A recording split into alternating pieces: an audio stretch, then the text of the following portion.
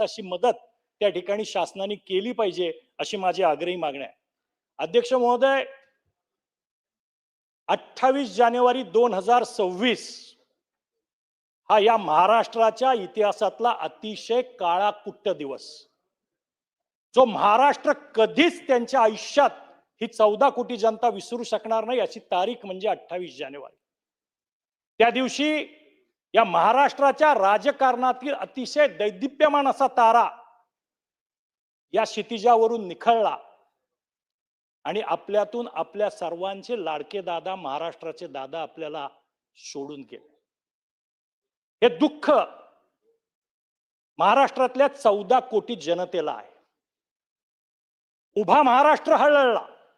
आजपर्यंत महाराष्ट्राच्या इतिहासामध्ये अगदी ज्या माणसाला स्वतःचं घर नाही, ज्याच्याकडं कुठली साधन सामुग्री नाही, त्यांनी पेपर मधला दादांचा फोटो त्या ठिकाणी अडकून श्रद्धांजली वाहताना आपण सर्व महाराष्ट्राने पाहिलं.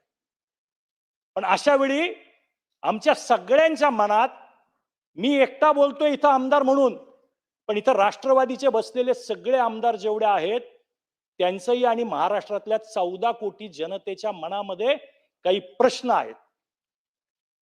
आम्ही सर्वांनी आमच्या नेता सुनेत्रा वहिनी पवार यांच्या नेतृत्वाखाली मुख्यमंत्री साहेबांना निवेदन दिलं, चौकशी करायची मागणी केली.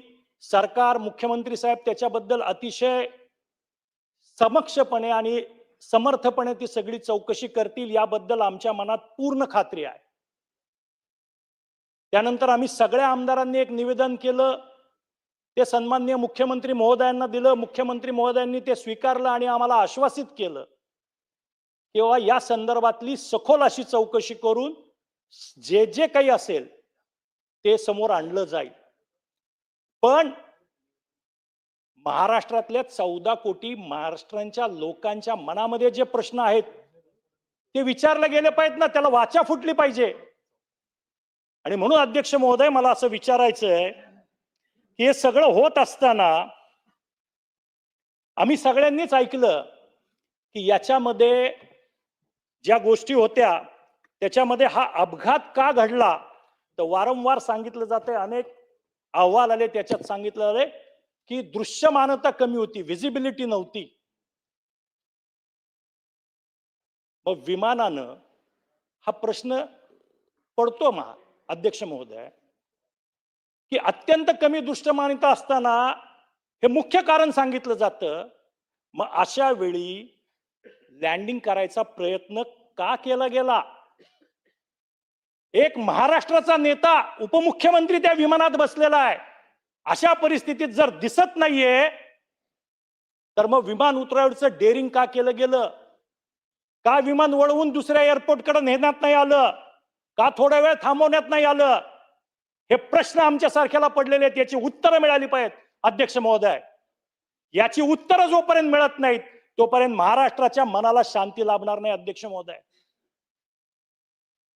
मग हे लँडिंग करण्यासाठी ही जी काही messrs VSR ventures private limited company होती, यांच्याकडून काही पायलटवर दबाव होता का की नाही तुम्ही उतरवलंच पाहिजे विमान, दिसत नसलं तरी? व्यवस्थापकाकडून काही दबाव होता का? याची ही चौकशी झाली पाहिजे, याची उत्तरं मिळाली पाहिजेत अध्यक्ष महोदय. असं परिस्थिती असताना मग हे असुरक्षित लँडिंग करण्याचा प्रयत्न का केला गेला अध्यक्ष महोदय, हा खरा प्रश्न आहे. हा महाराष्ट्राच्या 14 कोटी मनामनात पडणारा प्रश्न आहे की जर दादांसारखी अति महत्वाची व्यक्ती विमानात आहे तर असुरक्षित लँडिंग करायचा निर्णय का घेतला गेला? विमानानं बारामतीचं जर दिसत नव्हतं, लँडिंगला सुरक्षितता वाटत नव्हती, तर मग दुसऱ्या विमानतळाकडे का नाही विमान उतरवलं, वळवलं का नाही? या प्रश्नाचं उत्तर महाराष्ट्राला मिळालं पाहिजे अध्यक्ष महोदय. दुसरीकडे वळायच्या ऐवजी लँडिंगचा धोका का पत्करला गेला? असा काय दबाव होता? कारण तिथून पुणे तर 15-20 मिनिटावर परत फिरले असते तर 15-20 मिनिटाला आले असते. पुण्यामध्ये बाकीची लँडिंग सॅफ होत होती. मग कुणाचा दबाव होता? का तिथं उतरवण्याचा प्रयत्न केला गेला? का जबरदस्तीने लँडिंग करायचा प्रयत्न केला गेला हे समजलंच पाहिजे. अध्यक्ष महोदय, अध्यक्ष महोदय, सांगितलं काय जातं की बाबा विमानाची ह्या अपघाताची मालिकेच्या बाबतीत काय सांगतं की विमानाचा अप्रोच जो होता तो एका दिशेने होता. विमान रनवेच्या पासून विचलित झालं. काही लँडिंग होताना झाडाला किंवा इतर कशाला धडकलं गेलं. रनवेच्या डाव्या बाजूला ते गेलं, त्याच्यानंतर ते बाजूला कोसळलं आणि त्यानंतर विमानामध्ये आग लागली. ह्या सगळ्या गोष्टी सांगितल्या जातात, अनेक सगळ्यांनी ऐकल्यात, संपूर्ण महाराष्ट्राने देशाने हे सगळं पेपरमध्ये टीव्ही चॅनलवरती सातत्याने ऐकलं. याच्यावर अनेक दिवस चर्चा झाली. पण अध्यक्ष महोदय, या निमित्ताने काही प्रश्न आहेत. विमान मुंबईवरून बारामतीला जात होतं, त्याच्यासाठी विमानात जेवढं इंधन पाहिजे तेवढं होतं का त्याच्यापेक्षा अतिरिक्त भरलं होतं? मग अतिरिक्त इंधन जर भरलं असेल तर विमान डायव्हर्ट का नाही केलं? उतरवायचाच प्रयत्न का केला? रिपोर्टमध्ये हे कुठं आलंय का की इतक्या लिटर किंवा इतके गॅलन जे काही परिणाम असेल, आता आम्ही सगळे लेमॅन आहोत, पायलट क्षेत्रातले किंवा विमान क्षेत्रातले तज्ञ नाही, आमदार म्हणून काम करतोय. पण जर इतकं गॅलन, त्याला परिमाण असतं गॅलनचं, इतकं गॅलन फ्यूल भरलं पाहिजे, इंधन भरलं पाहिजे, तर नक्की किती होतं? कमी होतं, बरोबर होतं का अतिरिक्त होतं? मग अतिरिक्त असेल तर अतिरिक्त का होतं?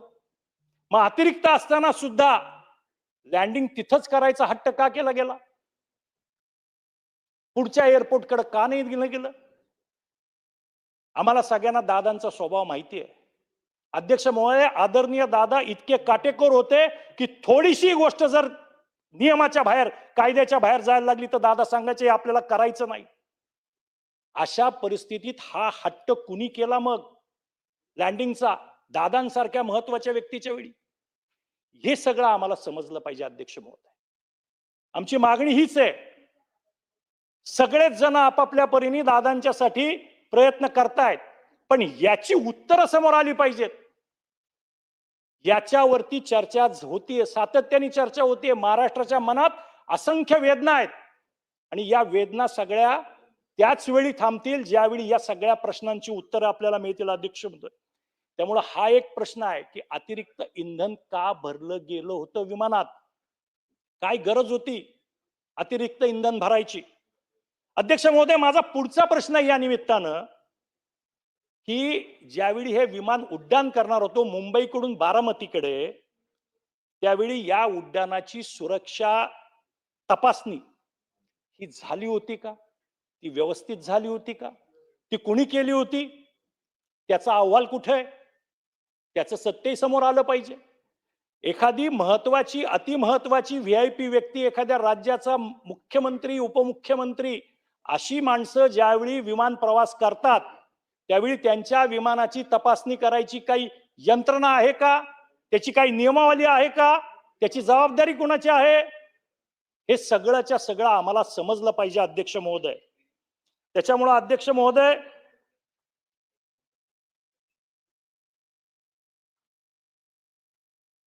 कुठलंही विमान ज्यावेळी उड्डाण करतं त्यावेळी त्या विमानाला उड्डाणासाठी पात्र ठरवणारी जी काही एक AME, एअरक्राफ्ट मेंटेनन्स इंजिनियर हे असतात. या उड्डाणाला पात्र ठरवणारा AME कोण होता? त्याचं नाव काय? कुठला व्यक्ती होता की ज्यांनी हे क्लिअर केलं की हे उड्डाण विमान उड्डाणासाठी योग्य आहे? त्याचं नाव का समोर येत नाही? कोण हा इंजिनियर, कोण आहे? एअरक्राफ्ट मेंटेनन्स इंजिनियर कोण आहे हे महाराष्ट्राला कळलं पाहिजे ना. अध्यक्ष महोदय, विमान तेच होतं की शेवटच्या क्षणी विमान बदललं? कुठल्या विमानाला क्लिअरन्स दिला होता? कुठल्या विमानाची तपासणी झाली होती? हे सगळे गोष्टी ज्या आहेत या सगळ्या आमच्या मनामध्ये शंका करतायत. अध्यक्ष महोदय, त्याच्यामुळं या सगळ्या गोष्टीचे अहवाल समोर आले पाहिजे, डिटेल अहवाल समोर झाले पाहिजेत आणि याची सखोल चौकशी झाली पाहिजे. अध्यक्ष महोदय, अध्यक्ष महोदय, सगळ्यात महत्वाची गोष्ट जी आम्हा सगळ्यांच्याच मनाला पटत नाही या महाराष्ट्रात सकाळी 6 वाजता कुठल्या रस्त्यावर ट्रॅफिक जॅम होत? आम्ही अनेक वेळा मुंबईमध्ये आलोय अधिवेशना, मुंबई आमचं घर नाहीये, मी पुण्याचा आहे, पण मुंबईमध्ये अधिवेशनाच्या निमित्तानं राहतो. सकाळी 6, 6:30, 7, 7:30 पर्यंत मुंबईमध्ये कुठेही पीक आवर नाहीत, कुठेही ट्रॅफिक जाम होत नाही. मग जे नियोजित या विमानाचे पायलट होते ते असे कुठल्या ट्रॅफिक जॅम मध्ये अडकले होते की त्यांना बदलावं लागलं? शेवटच्या क्षणी हा क्रू बदलला का गेला? हा कुणाच्या आदेशाने बदलला गेला? कंपनीच्या कुणी हे आदेश दिले की क्रू बदलायचा आहे? याची सगळ्याची शहानिशा झालीच पाहिजे आणि याची सगळ्याची माहिती आम्हाला मिळाली पाहिजे अध्यक्ष महोदय. कारण सकाळी 6 वाजता वाहतुकीच्या मध्ये पायलट अडकले आणि त्याच्यामुळं नवीन पायलट आणि क्रू बदलण्यात आला. हेच मुळी संशयास्पद वाटतंय. कारण आम्ही सगळे सुद्धा रोज ट्रॅफिक मध्ये फिरतो, कुणालाही सकाळी 6 वाजता ट्रॅफिक मध्ये अडकत नाही. अडकला तर एखादा मिनिट ट्रॅफिक सिग्नलला, अर्धा तास ट्रॅफिक मध्ये अडकतो का आपण कुठे? आणि 6 वाजता कुठले ट्रॅफिक सिग्नल चालू असतात अध्यक्ष महोदय? त्याच्यामुळं याच्यामध्ये अतिशय मोठी संशयाची सुई त्या दिशेने फिरते की हे पायलट का बदलण्यात आले, याचं उत्तर आम्हाला मिळालंच पाहिजे अध्यक्ष महोदय. नाही चेतनजी, मुंबईचे 2 मंत्री आशिषजी शेलार आणि लोढा साहेब इथं आहेत. शेलार साहेब, एक गंभीर विषयावरती इथे लक्ष वेधतायत सभागृहाचं. तुम्ही मुंबईकर आहात, लोढा साहेब बी मुंबईकर आहेत, मी बी मुंबईकर आहे. त्याच्यामुळे सकाळी 6 वाजता ट्रॅफिक असतं का हे आपल्याला निदर्शन ते बोलतायत. आपण जरा लक्ष देऊन ऐका. अध्यक्ष महोदय, माझा कुणावरही कटाक्ष नाही. माझा कटाक्ष जो आहे तो त्या VSR व्हेंचर्स कंपनी आहे. कारण हे बदल शेवटच्या कंपनीचे ते सगळे कर्मचारी होते. त्या कंपनीने का बदलले आणि त्याच्यासाठी एवढं संशयास्पद कारण का दिलं, हा माझा मुख्य प्रश्न आहे अध्यक्ष महोदय. अध्यक्ष महोदय, DFDR आणि CVR याचा लॉंग फॉर्म आहे डिजिटल फ्लाइट डाटा रेकॉर्डर आणि कॉकपिट व्हॉइस रेकॉर्डर. यांच्या डिकोडिंग बद्दल काय माहिती आहे, त्याची अद्ययावत माहिती काय आहे, ही संपूर्ण महाराष्ट्राच्या समोर आली पाहिजे अध्यक्ष महोदय. कारण एक गोष्ट आहे, हे सामान्य माणसाला कळत नाही, सामान्य माणसाला त्यातलं काही समजत नाही. आम्हाला एकच गोष्ट कळते, आमचे दादा गेलेत, त्याचं कारण आम्हाला कळलं पाहिजे की नक्की काय झालं होतं, कशामुळे हे घडलं, कशामुळे हा सगळा प्रकार घडला, हे महाराष्ट्रातल्या जनतेला आणि राष्ट्रवादीच्या आणि या सभागृहातल्या सर्व आमदारांना समजलंच पाहिजे. ही आमची मागणी आहे अध्यक्ष महोदय. अध्यक्ष महोदय, हे सगळं एवढं घडलं, एवढं सगळं झालं. आमचे नेते जयदादा यांनी एक व्हिडिओ सुद्धा पोस्ट केला. त्याच्यामध्ये तो कंपनीचा मालक विमान उडत असताना झोपलाय. काय चौकशी झाली पुढे? काय कारवाई झाली पुढे? का चौकशी होत नाहीये? का कारवाई होत नाहीये? त्यांची काही विमानं थांबवली, 2-4. संपूर्ण विमानांची चौकशी का नाही झाली? कारण अनेक ठिकाणी त्याच्यात आलं की त्यांचे उड्डाणाचे तास भरून गेले होते तरी त्याचा मेंटेनन्स होत नव्हता. संपूर्ण फ्लीट ग्राउंड का करण्यात आली नाही या कंपनीची? का या सगळ्याची चौकशी झाली नाही? का प्रत्येक विमानाची बारकाईने तपासणी झाली नाही? काही दिवसापूर्वी मुख्यमंत्री महोदयांनी सुद्धा याच कंपनीचं विमान वापरलं होतं. त्याच्या आधी एकनाथ शिंदे साहेब मुख्यमंत्री असताना याच कंपनीचे विमान वापरत होते. एवढ्या महत्वाच्या व्यक्ती या विमानातून प्रवास करतात, तरी सुद्धा यांच्याकडे जर मेंटेनन्स मध्ये एवढी दिरंगाई हलगर्जी होत असेल तर यांच्यावरती कारवाया का होत नाहीयेत अध्यक्ष महोदय? का यांची सगळी फ्लीट ग्राउंड केली जात नाहीये? का यांच्या सगळ्या विमानांना थांबवून त्यांची पूर्ण चौकशी, सखोल चौकशी केली जाते? हा प्रश्न आहे अध्यक्ष महोदय. अध्यक्ष महोदय, कारण काही सांगत प्रत्यक्षदर्शी असं सांगतात आणि आम्ही सगळ्यांनीही टीव्ही चॅनलला बघितलंय की विमानामध्ये स्फोट झाले, अनेक स्फोट ऐकू आले. मग त्या विमानामध्ये इंधनाव्यतिरिक्त इतर काही अज्ञात असा माल कार्गो भरला होता का? आधी स्फोट झाले, लोकांचं म्हणणं आहे, आम्हाला स्फोटाचे आवाज ऐकू आले. शेवट प्रत्यक्षदर्शी जे सांगतायत तिथले राहणारे गोजूबावीचे नागरिक, पत्रकार त्यांचे सगळ्यांचे इंटरव्ह्यू घेतायत, ते ऑन कॅमेरा सांगतायत.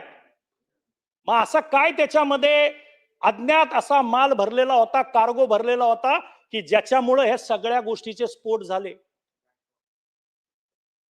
याच्या संदर्भात काय, कोण खुलासा करणार, कधी खुलासा करणार? महाराष्ट्राच्या जनतेला याचं उत्तर कधी मिळणार? अध्यक्ष महोदय, आज आपल्या मार्फत आमची मागणी आहे की ही चौकशी तडीला लावली पाहिजे. या सगळ्या प्रश्नाची उत्तरं आम्हाला मिळली पाहिजे.